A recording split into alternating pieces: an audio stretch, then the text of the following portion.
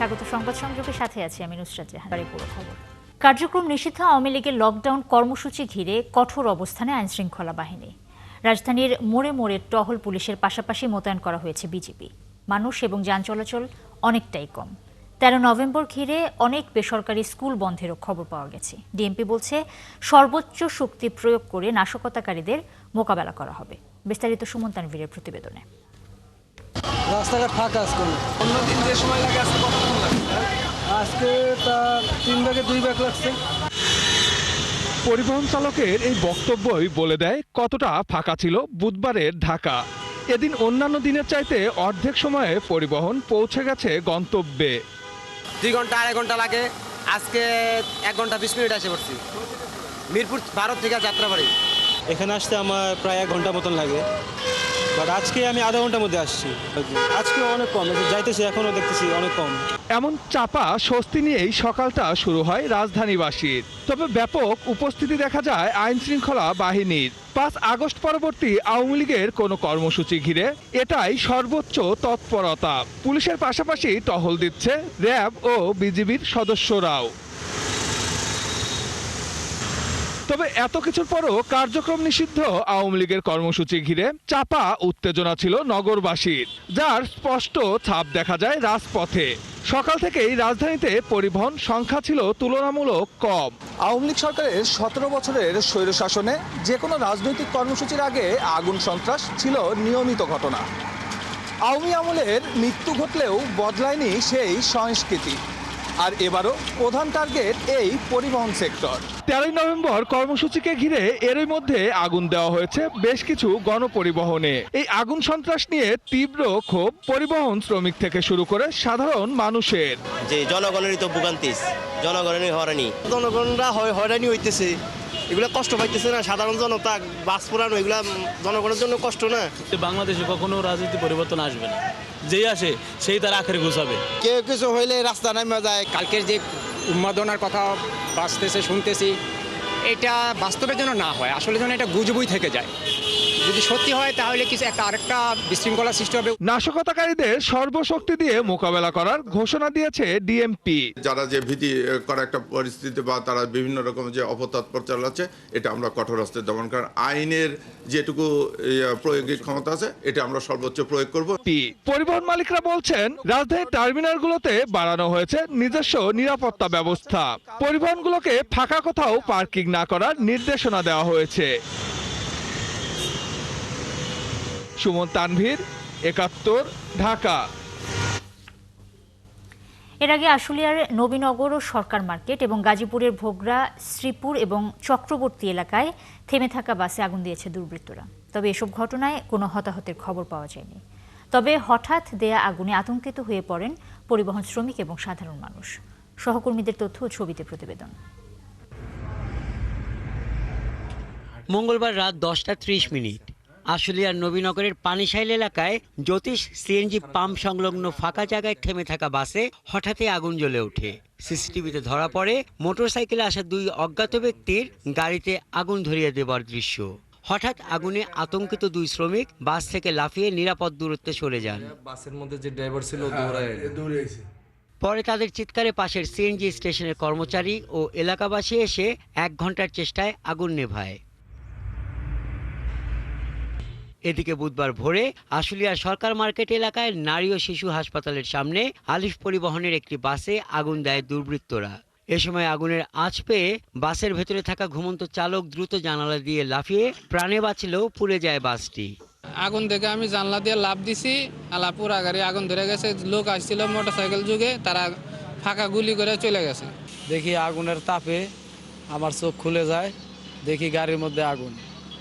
হঠাৎ আমি গাড়ির মধ্যে আগুন দেখে আতঙ্ক হয়ে জানলা খুলে লাফ দেই। যে ভালো গাড়ি থুয়ে গেলাম, আর সেরকম গাড়ি, ঠিক আছে, আমি মাথায় তখন আমার কাজ করে নাই। আমি এসে যে ওরা মরিয়ে গেছে ও না বাইসে আছে, এসে দেখি যে পড়ে রয়েছে কাউন্টারের ওই জায়গা। গাজীপুরের 3 জায়গায় বাসে আগুন দিয়েছে দুর্বৃত্তরা। বুধবার ভোরে নগরীর ভোগড়া বাইপাস পেয়ারা বাগান এলাকায় দাঁড়িয়ে থাকা একটি বাসে আগুন দেওয়া হয়। একই সময় শ্রীপুরের বেড়াইদের চালায় দাঁড়িয়ে থাকা একটি মিনি বাসে আগুন দিয়ে পালিয়ে যায় দুর্বৃত্তরা। এছাড়াও গাজীপুরের চক্রবর্তী এলাকায় দাঁড়িয়ে থাকা মিনিবাসে মঙ্গলবার রাত 10টায় অগ্নিসংযোগ করে দুর্বৃত্তরা। গাজীপুর ফায়ার সার্ভিসের উপসহকারী জানান, আগুনের ঘটনায় হতাহতের খবর পাওয়া যায়নি। ভোগড়া পেয়ারাবাগান এলাকায় আজিমপুর টু গাজীপুর রুটে চলাচলকারী ভিআইপি বাসের সিট ও ডেকোরেশন আগুনে পুড়েছে। হাসান আহমেদ, ৭১। জুলাই মানবতাবিরোধী অপরাধের বিচার নিয়ে অপপ্রচার চালাচ্ছে কার্যক্রম নিষিদ্ধ হওয়া আওয়ামী লীগের নেতারা। বুধবার এমন অভিযোগ করেছে আন্তর্জাতিক অপরাধ ট্রাইব্যুনালের প্রসিকিউশন। শেখ হাসিনার বিরুদ্ধে মামলার রায় কবে হবে তা আগামীকাল জানাবে ট্রাইব্যুনাল। আরও জানাচ্ছেন সৈকত সাদিক। জুলাই অভ্যুত্থানে সংগঠিত মানবতাবিরোধী অপরাধের মামলায় ক্ষমতাচ্যুত প্রধানমন্ত্রী শেখ হাসিনা, সাবেক মন্ত্রী আসাদুজ্জামান খান কামাল ও আইজিপি চৌধুরী মামুনের বিচার কাজ প্রায় শেষ। বৃহস্পতিবার ট্রাইব্যুনাল ১ জানিয়ে দেবে আলোচিত এই মামলায় কবে হচ্ছে রায়। টানা ৩৬ দিনের ছাত্র জনতার আন্দোলনে শেখ হাসিনার দলীয় ক্যাডার এবং আইনশৃঙ্খলা বাহিনীর নৃশংসতা ও ভয়াবহতায় বলি হয় হাজারেরও বেশি প্রাণ, আহত হয় ২০,০০০ মানুষ। এই ঘটনায় হুকুমদাতা, উস্কানিমূলক বক্তব্য প্রদান ও প্রাণঘাতী অস্ত্র ব্যবহারের নির্দেশদাতা সহ ৫টি অপরাধে শেখ হাসিনার বিরুদ্ধে বিচারিক কার্যক্রম শেষ হয়েছে। অডিও, ভিডিও এবং পেপারস আমরা ট্রাইব্যুনালে জমা দিয়েছি। এর চেয়ে কনক্রিট ডকুমেন্ট, কনক্রিট এভিডেন্স আমি মনে করি পৃথিবীর খুব কম মামলাতেই প্রসিকিউশন দিতে পারে। শুধু বাংলাদেশের ইন্টারন্যাশনাল ক্রাইমস ট্রাইব্যুনাল না, আমরা প্রসিকিউশনের পক্ষ থেকে মনে করি যে এই এভিডেন্স পৃথিবীর যে কোনো আদালতে যদি উপস্থাপন করা হয় তাহলে সেই আদালতে প্রসিকিউশন এই মামলা সন্দেহাতীতভাবে প্রমাণ করতে সক্ষম হবে। এই রায়কে ঘিরে নিষিদ্ধ দল আওয়ামী লীগ অপপ্রচার চালাচ্ছে বলে অভিযোগ প্রসিকিউশনের। ওনারা জাতিসংঘে একটা আবেদন করেছেন, আপনি বলছেন সেই জাতিসংঘের আবেদনে ওনারা কি বলছেন যে এই আদালতের কার্যক্রম ঠিকভাবে পরিচালিত হচ্ছে না। কেন ঠিকভাবে পরিচালিত হচ্ছে না তা আমার কাছে বোধগম্য নয়। এখন এই ক্ষেত্রে অনিয়ম কি হচ্ছে সেটা যদি ধরাতে হয় তাহলে আসামিকে উপস্থিত হতে হবে, উপস্থিত হয়ে আবেদন করে বলতে হবে যে এইখানে এই অনিয়ম হচ্ছে, এখানে এই অনিয়ম হচ্ছে, এখানে অনিয়ম। পলাতক আসামি পক্ষে অন্য কোনো ব্যক্তি কোনো কথা বলার সুযোগ নাই, শুধুমাত্র স্টেট ডিফেন্স লয়ার ছাড়া। আর আমাদের এখানে স্টেট ডিফেন্স লয়ার তার পক্ষে নিযুক্ত করা হয়েছে। মামলাটিতে গত ১০ জুলাই অভিযোগ গঠন করে বিচার শুরুর আদেশ দেন আন্তর্জাতিক অপরাধ ট্রাইব্যুনাল ১। এই মামলার রায়ের দিন ঘোষণাকে কেন্দ্র করে ট্রাইব্যুনালের নিরাপত্তা ব্যবস্থা জোরদার করা হয়েছে। সৈকত সাদিক, ৭১, ঢাকা। দেশ যখন নির্বাচনের পথে হাঁটছে, দেশ তখন কয়েকটি রাজনৈতিক দল সরকারের দুর্বলতার সুযোগ নিয়ে জনগণের অধিকার প্রতিষ্ঠার বিপক্ষে অবস্থান নিয়েছে বলে অভিযোগ করেছেন বিএনপির ভারপ্রাপ্ত চেয়ারম্যান তারেক রহমান। জাতীয় বিপ্লব এবং সংহতি দিবস উপলক্ষে চীন মৈত্রী সম্মেলন কেন্দ্রে বিএনপির আলোচনা সভায় ভার্চুয়ালি যুক্ত হয়ে তিনি এই অভিযোগ করেন। বলেন, শর্ত দিয়ে কিছু রাজনৈতিক দল নির্বাচন নিয়ে জটিলতার সৃষ্টির চেষ্টা করছে। এর মধ্য দিয়ে তারা পলাতক স্বৈরাচারকে ফেরানোর সুযোগের তৈরি করছে। গণভোটের আড়ালে পতিত স্বৈরাচারকে পুনর্বাসনের সুযোগ করে দেয়া হচ্ছে কিনা এমন প্রশ্নও তুলেন তিনি। একই সাথে অন্তর্বর্তী সরকারকে হুমকি ধামকি না দিয়ে ফেব্রুয়ারির নির্বাচনে জনগণের মুখোমুখি হওয়ার আহ্বান জানান তারেক রহমান। কেউ হয়তো রাজপথের সঙ্গে ছিল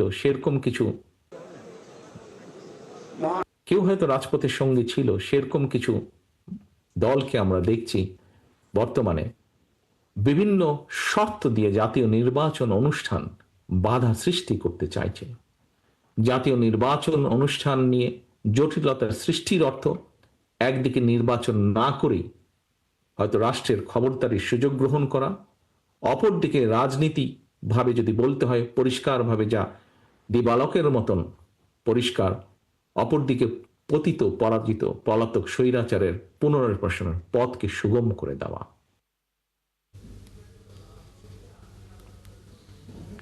ওত পেতে থাকা স্বৈরাচারের উত্থানের আওয়াজ পাওয়া যাচ্ছে বলে মন্তব্য করেছেন বিএনপির নেতা রুহুল কবির রিজভী।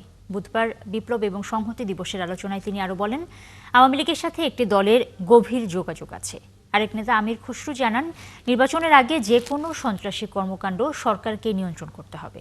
আরও জানাচ্ছেন মাহিলা ইসলাম। বিপ্লবী ও সংহতি দিবস উপলক্ষে প্রকাশনা আলোচনা অনুষ্ঠানের আয়োজন করে জিয়াউর রহমান আর্কাইভ। অনুষ্ঠানে বিএনপি নেতা রুহুল কবির রিজভী অভিযোগ করেন, জুলাই অভ্যুত্থানের উদ্দেশ্য কেউ কেউ পিছিয়ে দিচ্ছে। তাদেরকে ফিরিয়ে আনার জন্য ভেতর থেকে কারা কারা কাজ করছেন, কারা কারা চেষ্টা চালাচ্ছেন। সরকারের ভেতর থেকেই মানে আসল শত্রুপক্ষকে চিহ্নিত না করে বরং তারা বিএনপির বিরুদ্ধে নানা ধরনের চক্রান্ত ষড়যন্ত্র করে গেছে আমরা দেখেছি। কেউ কেউ, আমি সবার কথা বলবো না। কার্যক্রম নিষিদ্ধ আওয়ামী লীগের কর্মকাণ্ডের তীব্র সমালোচনাও করেন তিনি। বলেন, একটি দলের এসবের মদত থাকতে পারে। ওত পেতে থাকা স্বৈরাচার, পতিত স্বৈরাচার, ফ্যাসিবাদের উত্থানের আওয়াজ পাচ্ছি আমরা, তাদের গলার আওয়াজ পাচ্ছি। 5ই আগস্টের পরপরই বলে দিলেন যে আমরা আওয়ামী লীগকে ক্ষমা করে দেব। তখন থেকেই বোঝা গেল যে একটা কোথাও গভীর একটা বোঝাপড়া আছে। পার্শ্ববর্তী মানে তাদের সাথে সম্পর্ক উন্নয়ন করবেন, আচ্ছা করতে চান করবেন। এদিকে বিএনপির গুলশান কার্যালয়ে দলটির মহাসচিবের সাথে ঢাকায় নিযুক্ত ইইউ রাষ্ট্রদূত মাইকেল মিলারের সৌজন্য সাক্ষাৎ করেছেন।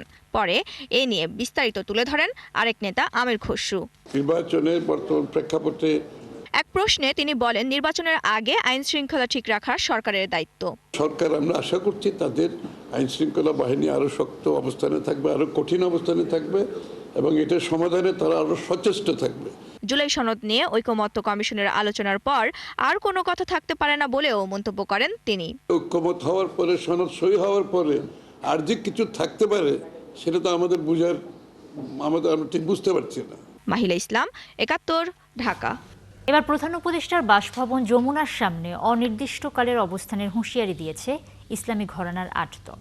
বুধবার সংবাদ সম্মেলনে ১৬ নভেম্বরের মধ্যে জুলাই সনদ আদেশ জারি সহ 5 দাবি মানতে সরকারকে সময় বেঁধে দিয়েছে তারা জানান, আলোচনার জন্য প্রধান উপদেষ্টার সময় চেয়েছে দলগুলো। আরও জানাচ্ছেন শাহিদুজ্জামান সাকিব।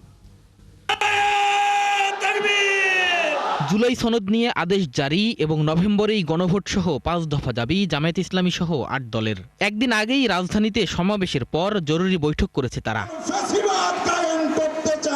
পরে সংবাদ সম্মেলনে বলা হয়, আলোচনা করতে প্রধান উপদেষ্টার সময় চেয়েছেন তারা। আমাদের এই দাবি যদি নিয়মতান্ত্রিক উপায়ে একটা আলোচনার ভিত্তিতে সরকার প্রধান উপদেষ্টা এবং তিনি ঐক্যমত্য কমিশনের প্রধান হিসেবে ডক্টর প্রফেসর ইউনূস 8 দলের শীর্ষ নেতৃবৃন্দের সাথে সাক্ষাৎ দেবেন এবং আলোচনার মধ্য দিয়ে সমাধান হবে এবং নিষ্পত্তি হবে, এটিকেই আমরা সবচেয়ে শান্তিপূর্ণ উপায় মনে করেছি। এবং গতকালকের শীর্ষ নেতৃবৃন্দ সেই বৈঠকে প্রধান উপদেষ্টার কাছে জরুরিভাবে সাক্ষাৎ চেয়েছেন এবং সাক্ষাতেই রাজনৈতিক সংকট নিরসনে তারা চেষ্টা করবেন ইনশাআল্লাহ। লিখিত বক্তব্যে জামায়াতের নায়েবে আমির মুজিবুর রহমান 16 নভেম্বরের মধ্যে সরকারকে দাবি মানার আহ্বান জানান। 14 নভেম্বর শুক্রবার জুলাই জাতীয় সনদ বাস্তবায়ন আদেশ জারি ও জাতীয় নির্বাচনের পূর্বে গণভোট আয়োজন সহ 5 দফা দাবিতে দেশব্যাপী জেলা ও মহানগর পর্যায়ে বিক্ষোভ মিছিল অনুষ্ঠিত হবে। 16 নভেম্বর রবিবার আন্দোলনরত 8 দলের শীর্ষ নেতাদের বৈঠক সকাল 11টায় অনুষ্ঠিত হবে। বৈঠক শেষে আলফালা মিলনায়তনে দুপুর 12টা 30 সংবাদ সম্মেলন অনুষ্ঠিত হবে। এর পূর্বে জনগণের 5 দফা দাবি মেনে নেওয়া না হলে উক্ত সংবাদ সম্মেলন থেকে প্রধান উপদেষ্টার কার্যালয় যমুনার সামনে অনির্দিষ্টকালের জন্য অবস্থানের কর্মসূচি ঘোষণা করা হবে ইনশাআল্লাহ। জুলাই সনদের আইনি ভিত্তি দিলে জানুয়ারিতে নির্বাচনেও আপত্তি নেই বলে মন্তব্য নেতাদের। সকলের উচিত মেনে নেওয়া যাতে আমাদের সকলের কথা ঠিক থাকে। শাহিদুজ্জামান সাকিব, ৭১, ঢাকা। চলতি মাসে গণভোট আয়োজন এবং জামায়াত সহ 8 দলের 5 দফা কর্মসূচির সাথে সংহতি জানিয়েছে এনসিপি। বুধবার দলটির নেতা নাসিরউদ্দিন পাটোয়ারি বলেন, 16 নভেম্বর ওই দলগুলোর কর্মসূচি সরকার দমনের চেষ্টা করলে এনসিপিও রাজপথে তাদের সঙ্গে যুক্ত হবে। 13 নভেম্বর আওয়ামী লীগের লকডাউন ঠেকাতে হাসনাত আবদুল্লাহ যথেষ্ট বলেও তিনি জানান। রাশেদ আনিসের প্রতিবেদনে বিস্তারিত। নির্বাচনের আগেই গণভোট, জুলাই সনদ আদেশ জারি সহ 5 দাবিতে ইসলামী ঘরানার 8 দলের আন্দোলনের সাথে একাত্মতা প্রকাশ করেছে এনসিপি। আপনারা এই সময় এসে জনগণের সাথে গাদ্দারি করিয়েন না। 2-1টা সিটের বিনিময়ে আপনারা নিজেদের যে লাল পতাকা আছে, রক্তের পতাকা আছে, এটা বিক্রি করে দিয়েন না। আওয়ামী লীগের লকডাউন কর্মসূচি নিয়ে দলটির মুখ্য সমন্বয়ক বলেন, আওয়ামী লীগের মরণ হয়ে গেছে, এখন দুর্গন্ধ ছড়াচ্ছে। কালকে যদি আওয়ামী লীগ নামে তো আওয়ামী লীগকে ঠেকানোর জন্য আওয়ামী লীগের সন্ত্রাসের বিরুদ্ধে এনসিপির এক হাসনাত আব্দুল্লাহ বাংলাদেশে যথেষ্ট। এটা নিয়ে আমরা কোনো টেনশন নেই। আওয়ামী লীগের বাংলাদেশে মরণ হয়ে গিয়েছে, এখন কিছু দুর্গন্ধ ছড়াচ্ছে, দেশবাসী এটা নিয়ে কোনো আতঙ্কিত হওয়ার কোনো কিছু নেই। অনুষ্ঠানে কথা বলেন আরেক নেতা হাসনাত আব্দুল্লাহ। তার মতে গণ অভ্যুত্থানের পর মত প্রকাশের স্বাধীনতা ফিরে এসেছে, তবে সমালোচনার ঊর্ধ্বে কেউ নয় বলেও মন্তব্য করেন তিনি। আমরা যেন আবার কাউকে কাল্ট বানাই না ফেলি, কাউকে যেন সমালোচনা ঊর্ধ্বে না রাখি। সবাই সমালোচনা যোগ্য, সবাইকে প্রশ্ন করতে হবে। আমাকে প্রশ্ন করেন না আপনারা যে টাকা কোথায় পাই, প্রশ্ন সবাই করে, আমরা এক্সপ্লেনেশন দিতে হয়। আপনাকে আপনার দলের প্রধানকেও এটা জিজ্ঞেস করার আপনার হিম্মত থাকতে হবে যে টাকা কোন জায়গা থেকে আসে।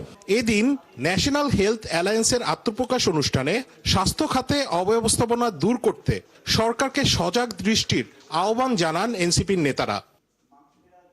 রাশেদ আনিস, ৭১, ঢাকা। দর্শক, নিরাপত্তা এবং যানবাহন চলাচল সহ রাজধানীর সার্বিক পরিস্থিতি জানাতে আমাদের সাথে যুক্ত হচ্ছেন সহকর্মী নিবিড় সাহা। নিবিড়, আগামীকালকের আওয়ামী লীগের যে লকডাউন কর্মসূচি আছে সেটা ঘিরে আসলে নিরাপত্তা ব্যবস্থা কেমন দেখছেন, এবং সাম্প্রতিক যে নাশকতাগুলো হয়েছে সেগুলো নিয়ে আসলে জনগণের কোনো সাধারণ মানুষের প্রতিক্রিয়া পেয়েছেন কিনা?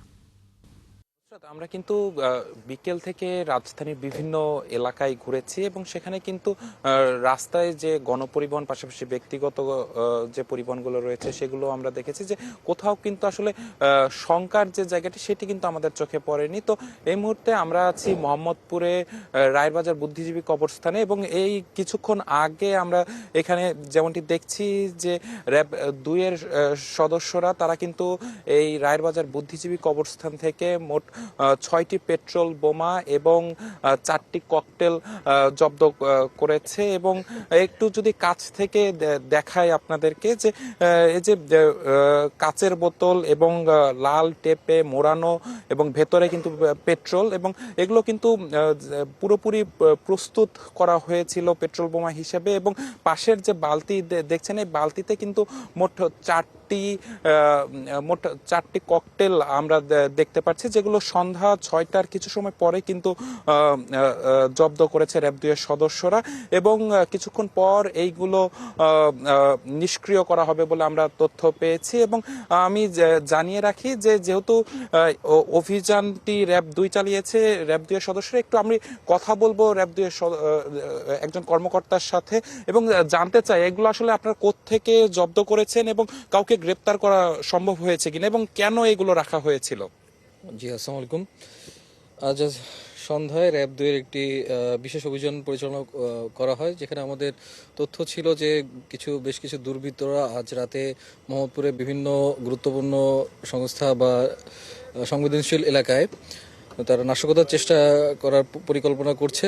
সেখানে এখানে কিছু দুর্বৃত্তরা ছিল। তো আমরা সে খবর পেয়ে এখানে আসা, আমাদের উপস্থিতি টের পেয়ে তারা এখান থেকে 3-4 জন দুর্বৃত্ত এখান থেকে পালিয়ে যায়। তো আমাদের পরে আমরা ঘটনাস্থল থেকে প্রায় 6টি পেট্রোল বোমা এবং 4টি ককটেল বোমা উদ্ধার করি এবং এটা নিষ্ক্রিয় করার কাজ চলমান আছে। আমাদের র্যাব হেডকোয়ার্টার থেকে ডিসপোজাল টিম আসলে আমরা এগুলো নিষ্ক্রিয় করব। যেমনটি কথা বলে জানছিলাম যে অল্প কিছুক্ষণের মধ্যে র্যাব হেডকোয়ার্টার থেকে একটি বম ডিসপোজাল ইউনিট আসবে এবং তারা এসে যে পেট্রোল বোমা এবং ককটেলগুলো পাওয়া গেছে সেগুলো তারা নিষ্ক্রিয় করবে। এবং আমরা এর আগেও যেমনটি দেখেছি গতকাল রাতে মোহাম্মদপুরে একটি স্কুলে কিন্তু রাত 12টা 3 মিনিটে আমরা দেখেছি যে 2টি পেট্রোল বোমা কিন্তু তারা 2টি মোটর সাইকেলে করে এসে 4 জন মোট 2টি পেট্রোল বোমা তারা নিক্ষেপ করে। যদিও সেখানে ক্ষয়ক্ষতির কোনো ঘটনা ঘটেনি এবং সবকিছু মিলিয়ে বলা যায় যে আগামীকাল যে কার্যক্রম নিষিদ্ধ হওয়া আওয়ামী লীগ যে কর্মসূচিটি দিয়েছে এবং এই কর্মসূচিকে ঘিরে তারা যেন কোনো নাশকতার কোনো ঘটনা না ঘটাতে পারে সেজন্য কিন্তু র্যাব 2 পাশাপাশি অন্যান্য আইন শৃঙ্খলা বাহিনীর সদস্যরা যারা রয়েছেন তারাও কিন্তু সতর্ক অবস্থানে রয়েছেন। এবং আমরা সন্ধ্যার পর কিন্তু আরেকটি খবর পেয়েছি যেটি রাজধানীর ধোলাইপাড়ে একটি যাত্রীবাহী বাসে আগুনের ঘটনা ঘটেছে। পরবর্তীতে ফায়ার সার্ভিস গিয়ে সেই আগুন নিয়ন্ত্রণে নিয়ে আসে এবং সবকিছু মিলিয়ে বলা যায় যে এখন পর্যন্ত কিন্তু তেমন কোনো বড় কোনো ঘটনা কিন্তু ঘটেনি এবং সেই ঘটনাগুলো যেন না ঘটতে পারে সেজন্য কিন্তু আইন শৃঙ্খলা বাহিনীর সদস্যরা তারাও কিন্তু সতর্ক অবস্থানে রয়েছে। নুসরাত। নিবিড়, অনেক ধন্যবাদ আপনাকে। দর্শক, মোহাম্মদপুর থেকে যুক্ত হয়েছিলেন সহকর্মী নিবিড় সাহা। তিনি আমাদের সার্বিক আইন শৃঙ্খলা পরিস্থিতি সম্পর্কে বিস্তারিত জানাচ্ছিলেন। আসন্ন জাতীয় সংসদ নির্বাচন নিয়ে ভাবতে শুরু করেছেন নরসিংদীর নারী ভোটাররা। তবে এক্ষেত্রে নারী নেত্রী, শিক্ষক, শিক্ষার্থীরা নির্বাচন কেন্দ্রের সুষ্ঠু পরিবেশের উপর সবচেয়ে বেশি গুরুত্ব দিচ্ছেন। তারা বলছেন, ভোট কেন্দ্রে সুষ্ঠু, শান্তিপূর্ণ, নিরাপদ থাকলে নিজেদের ভোট নিজে দিতে পারবেন। আর ভোটের মাধ্যমেই নারীর অধিকার এবং নেতৃত্ব শক্ত হবে। মোবারক হোসেনের তথ্য ও ছবিতে প্রতিবেদন। বিগত নির্বাচনগুলোতে সুষ্ঠু ভোট না হওয়ায় নরসিংদীর বেশিরভাগ নারী কেন্দ্রে যাননি ভোট দিতে। কিন্তু এবার পরিবর্তিত পরিস্থিতিতে কেন্দ্রে যাবার পরিকল্পনা করছেন তারা। বলছেন, ভোটের পরিবেশ সুষ্ঠু হলে শতভাগ নারী উচ্ছ্বাসের সাথে কেন্দ্রে গিয়ে ভোট দেবেন। যেসব ভোটাররা নতুন, তারা আসলে ভোট কি জিনিস সেটা জানে না। আমরা চাই এখন এরকম একটা পরিস্থিতি হোক, পরিবেশ হোক, যেন সবাই ভোট কেন্দ্রে যায় এবং তাদের মন ইচ্ছা মতো পছন্দসই একজন যোগ্য প্রার্থীকে ভোট দেয়, যারা দেশের জন্য কাজ করবে। আমি যেহেতু কখনো আগে ভোট দেই নাই, আমার ভোট দেওয়ার একটা ইচ্ছা তো আছে। আমি যাব, আমি চাই আমার নেতাকে আমি নিজে পছন্দ করে বেছে নিই। সেই পরিস্থিতিটা আমাদেরকে অবশ্যই তৈরি করতে হবে। এদিকে জেলার সব নারী ভোটাররা চাইছেন নারীদের জন্য নিরাপত্তা, শিক্ষা ও কর্মসংস্থানের ক্ষেত্রে মনোযোগী একটি সরকার।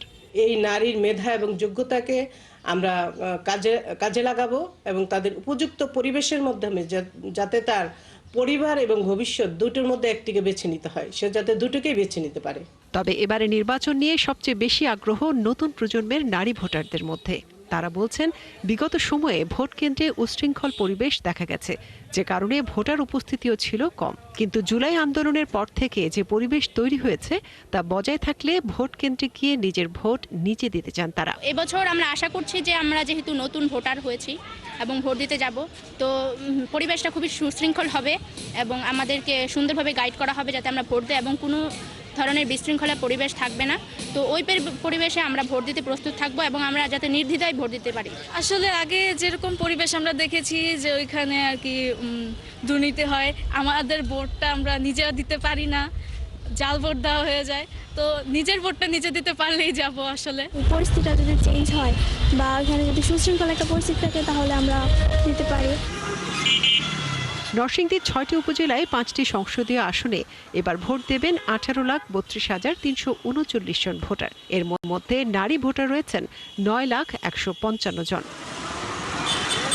মনিরা কাজরি, ৭১।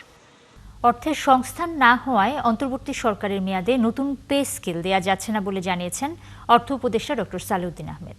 তবে অন্তর্বর্তী সরকার পে কমিশনের একটা কাঠামো তৈরি করে যাবে বলেও তিনি জানিয়েছেন। বুধবার সরকারি ক্রয় সংক্রান্ত উপদেষ্টা পরিষদ কমিটির সভা শেষে সাংবাদিকদের এসব বিষয়ে জানান তিনি। প্রশ্নের জবাবে বলেন, পুলিশের জন্য বডি ক্যামেরা কেনার বিষয়ে সিদ্ধান্ত নেওয়া হবে আগামী সপ্তাহে। শারমিনীর রিপোর্টে বিস্তারিত।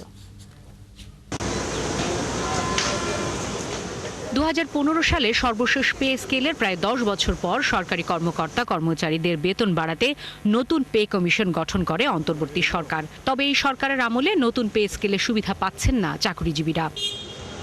বুধবার ক্রয় সংক্রান্ত উপদেষ্টা পরিষদ কমিটির বৈঠক শেষে অর্থ উপদেষ্টা আর্থিক সংকটের বিষয়টা সামনে আনলেন। সরকারি চাকরিজীবীদের অসন্তোষ না হওয়ার আহ্বান জানান ডক্টর সালেউদ্দিন। আমাদের সময় এটা করতে পারবো কিনা এটা কিছুটা আনসার্টেনটি, কারণ এটা আবার এই 3টা রিপোর্ট দেখে ওটাকে আবার কী বলে রিকনসাইল করতে হবে। রিকনসাইল করার পরে অ্যাডমিনিস্ট্রেটিভ কতগুলো প্রসেস আছে, সচিব কমিটি আছে, ওরা দেখবে, তারপরে মোপা আছে, ওরা দেখবে, তারপর ফাইন্যান্স দেখে কত সম্পৃক্ত, ওটার পরে ওটা ইমপ্লিমেন্ট করা যাবে। এখানে বাজেটের ব্যাপার আছে, তো অন্য সেক্টর আছে। তো এদিকে ক্রয় সংক্রান্ত উপদেষ্টা কমিটির সভায় বিভিন্ন বন্দর ও জেটিতে আটকে থাকা পুরানো গাড়ি বা ক্র্যাব আকারে বিক্রির সিদ্ধান্ত নেওয়া হয়েছে। নির্বাচনের দায়িত্বরত পুলিশের জন্য বডি ক্যামেরা কেনার ব্যাপারে আগামী সপ্তাহে সিদ্ধান্ত নেওয়া হবে জানান অর্থ উপদেষ্টা। তবে 6 বছরের পুরনোগুলো ইউজেবল হবে কিনা এবং ওটা ফিটনেস কিছুই হবে না, তখন আমরা ওগুলোকে বলেছি যে স্ক্র্যাপ করে নিলাম করে দিতে, কারণ ওগুলো বিক্রি করলেও বাইরে এসে পলিউশন হবে, এটা হবে, সেটার জন্য ওটা পোর্ট এসে দখল করে। আর সবচেয়ে বড় ইম্পর্ট্যান্ট হলো আমরা ওয়েস্ট ম্যানেজমেন্ট একটা প্ল্যান্ট হবে গাজীপুরে। বাজারে পণ্যের যোগান ঠিক রাখতে রোজার আগে চিনি ও সয়াবিন তেল কেনার সিদ্ধান্তের কথাও জানান তিনি। আমরা যতটুকু পারি আমাদের সাধ্যমতো চেষ্টা করছি। শারমিন মীরা, ৭১, ঢাকা। দর্শক, শেখ হাসিনা সহ আওয়ামী খুনিদের বিচার নিশ্চিতের দাবিতে রাজধানী শাহবাগে বিক্ষোভ মিছিল করছেন এনসিপির নেতারা। আমরা সরাসরি সেখানে চলে যাচ্ছি।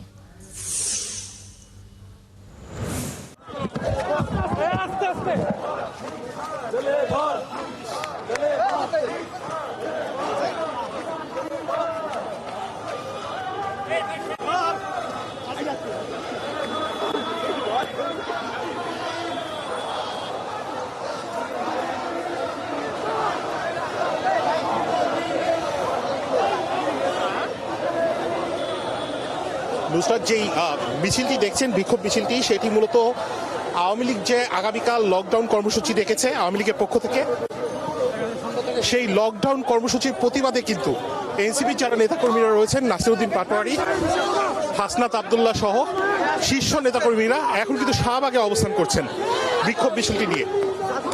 মূলত তাদের যে দাবিগুলো আমি যদি একটু করার চেষ্টা করি।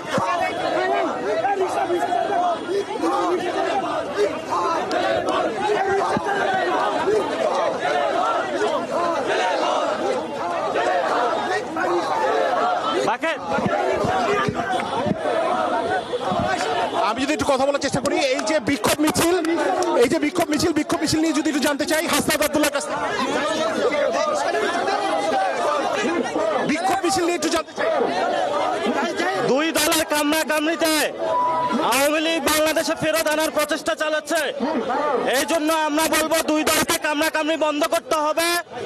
সংস্কার প্রক্রিয়া ভোট ভাড়ানোর ব্যাংক না, সংস্কার প্রক্রিয়া হলো জনগণের আবেগের বিষয়, বাংলাদেশের ভবিষ্যৎ। এই জন্য মানুষের আবেগের বিষয় নিয়ে দুই দলকে খেলা বন্ধ করার জন্য আহ্বান জানাচ্ছি আমরা। আচ্ছা, আমরা যদি একটু হাসনাত আবদুল্লাহর সাথে কথা বলার চেষ্টা করি। হাসনাত আবদুল্লাহ তিনিও আছেন। হাসনাত, বিক্ষোভ মিছিল হচ্ছে, একটু যদি বলেন।